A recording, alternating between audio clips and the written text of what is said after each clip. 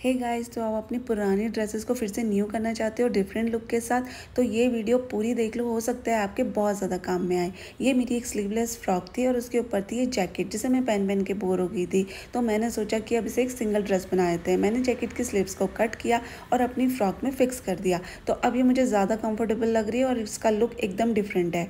ये मेरी पुरानी साड़ी थी, बहुत बार पहन ली थी। अब इसका क्या करें, तो सोबर एंड सिंपल मैंने इसकी फ़्रॉक बना दी है और अब ये बहुत ही कंफर्टेबल है। हाँ, मैंने इसमें कोई अस्तर नहीं लगाया है क्योंकि एक सिल्क साड़ी है, तो ये ट्रांसपेरेंट बिल्कुल नहीं है। बस इसके ऊपर साइड मैंने अस्तर लगाया।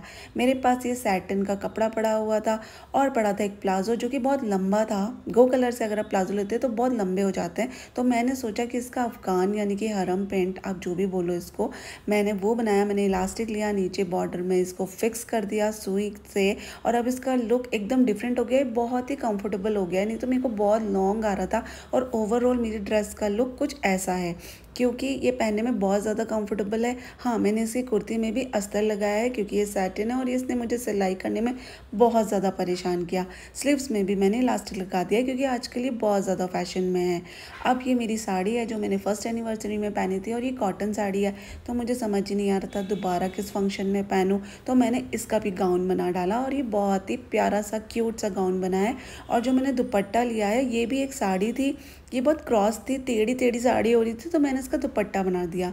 इसके बाद ये मेरा एक शरारा है, गरारा, गरारा है, तो मैंने इसकी एक स्कर्ट बना दी। खैर ये मैंने अपने लिए नहीं बनाई है, मैं इसे डोनेट कर दूंगी, कोई भी बच्चा इसे पहन सकता है। उसके बाद मेरी जो टी शर्ट्स पड़ी थी, ओल्ड टी शर्ट, मैंने उसके लिए बना दिया अपनी किचन की टॉवल्स, अपने गरम गरम बर्तन उठाने के लिए, जो कि मेरे लिए बहुत ही अच्छी है ये। और मतलब इसे उठाने से मेरा हाथ बिल्कुल नहीं जलता है। मैंने ऊपर नीचे से इसे कट किया और इसे स्टिच कर दिया और पुराने जितने भी मेरे कपड़े पड़े हुए थे मैंने उसे हटा दिया। किचन टॉवल बहुत जल्दी गंदी हो जाती है, पुरानी हो जाती है, तो आप कितनी भी खरीदो कम ही है। तो मैं अब इन पुरानी टी शर्ट्स को यूज़ कर रही हूँ, तो ये मोटा कपड़ा है जो मेरा हाथ बिल्कुल नहीं जला रहा। और मेरी एक कुर्ती और मेरा एक अफगान भी पुराना पड़ा था, मैंने उसको भी कट किया और उसका बना दिया दस्तरखान, जो कि आप खाना खाने के टाइम पे यूज़ कर सकते हैं।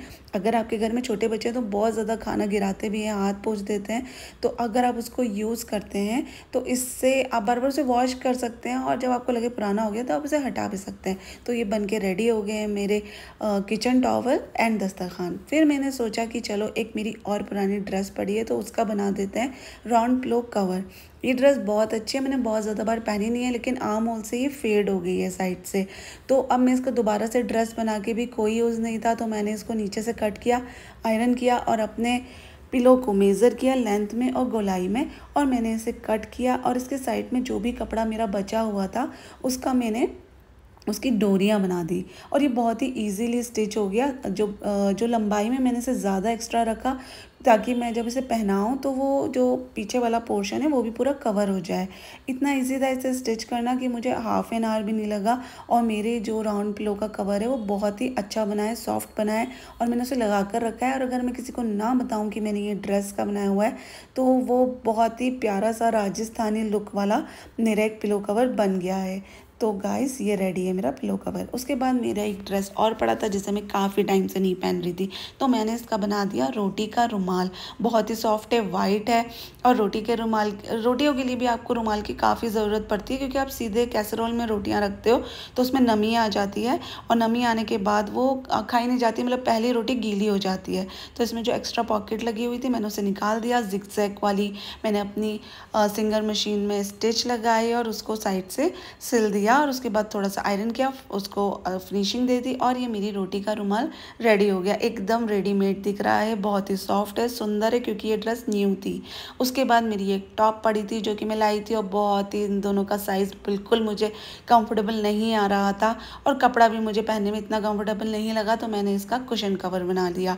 उसके बाद मेरी एक और ड्रेस का दस्तरखान, ये मेरी एक पुरानी साड़ी है, काफ़ी बार पहन ली थी, तो मैंने इसकी लेस हटा दी। एक टाइम पे बहुत फैशन में थी और मेरा एक टॉप पड़ा था तो उसको टॉप के साथ मैंने इसको प्लेन किया और इस तरीके से मेरी ये वाली साड़ी का भी एक लुक बन गया जो कि मैंने अपने बर्थडे में ही पहन लिया और ये काफ़ी अच्छा लग रहा था।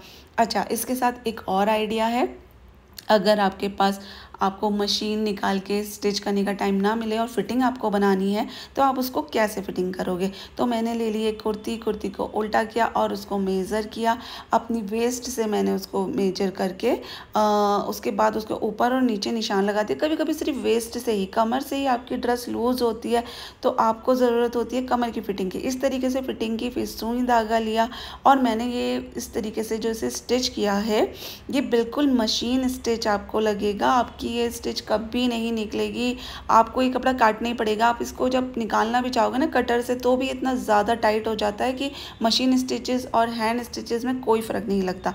इसको भी मैंने हैंड स्टिच किया है। तो कैसे लगे मेरा आइडिया ज़रूर बताना।